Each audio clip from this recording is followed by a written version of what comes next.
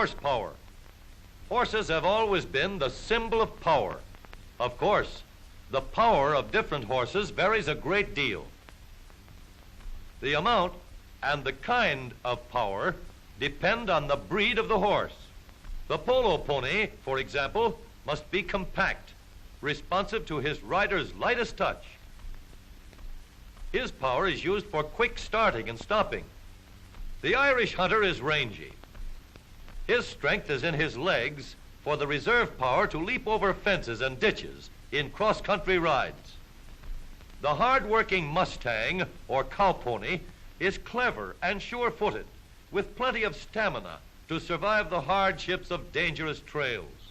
The fiery Arab stallion is bred with the courage and endurance for wild rides across baking sands.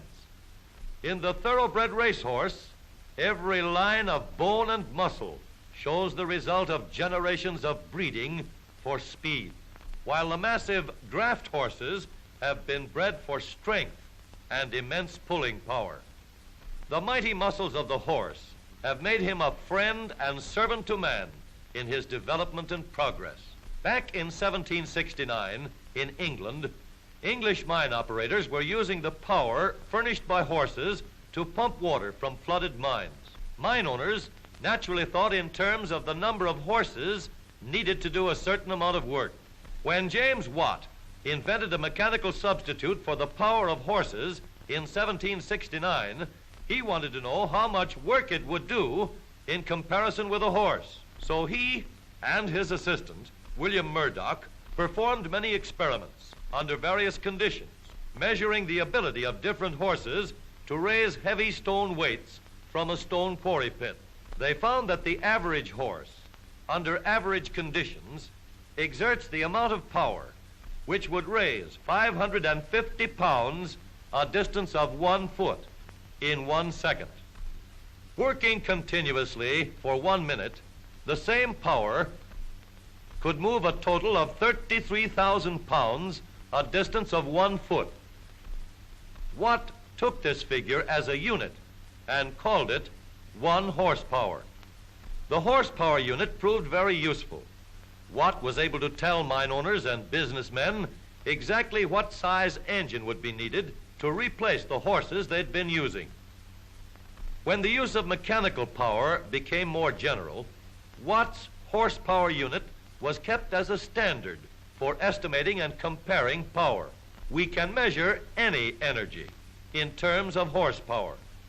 For example, it would take about 3 million ants to develop the power of a single horse. Sturdy legs and a strong back give the coolie more strength than the average human being. Yet, in action, he develops only 1/5 of a horsepower. While the elephant, having the advantage of his great size and huge muscles, can perform complicated tasks with the strength of 5 horses. As the needs of civilization have increased, gradually, machines have taken the place of muscles to develop power.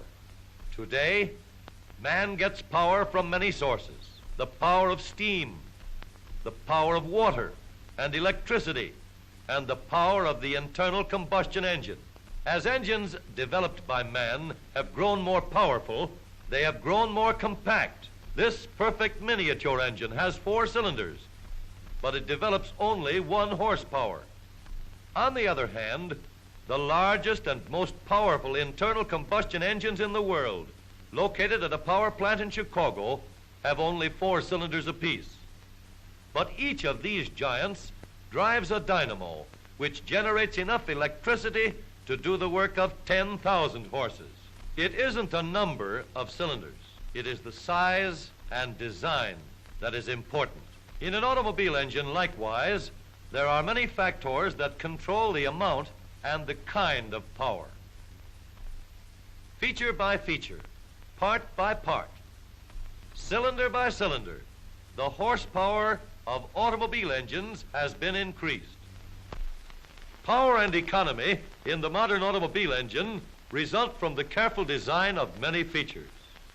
The carburetor is designed to handle the gasoline efficiently and accurately to get the greatest advantage from the fuel. Intake manifold passages and valve openings are designed to supply quick reserves of power with economy. Precision-fitted pistons give stamina and durability. The cooling system keeps the engine operating at a constant temperature, developing full power at all times and under all weather conditions.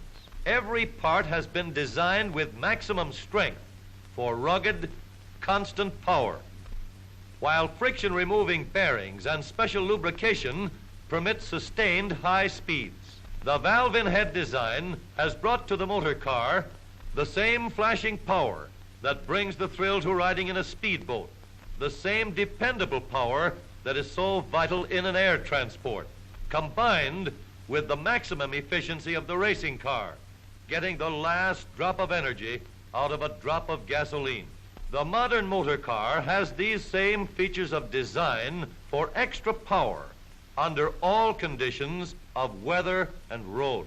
Few people realize the great amount of power that travels with them under the hood of their automobile, theirs to control wisely and safely.